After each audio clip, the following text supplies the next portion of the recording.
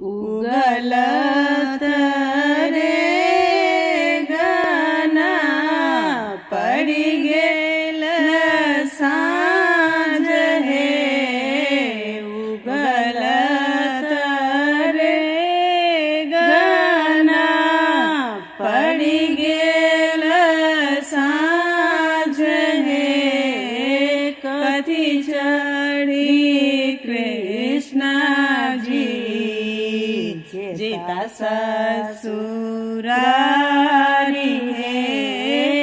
कथी चढ़ी कृष्ण जी जेता ससुरारी हे। कथी केर नाव नवरिया कथी करुआर हे।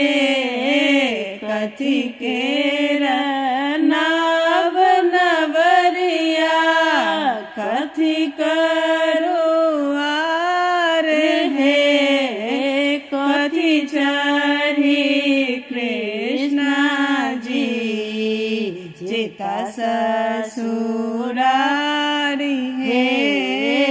कथी चढ़ी कृष्ण जी जेता ससुरारी हे। सोने के नाव नवरिया रूपे करुआर हे।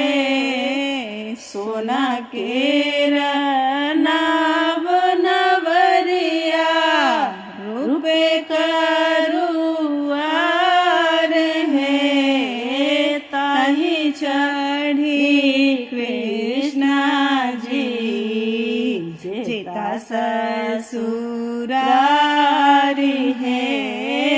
ताही चढ़ी कृष्ण जी जेता ससुरारी हे।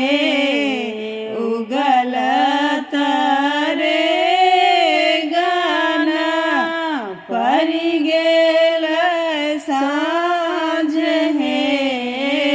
उगलत रे गना पड़ी गेल साँझ हे। कथी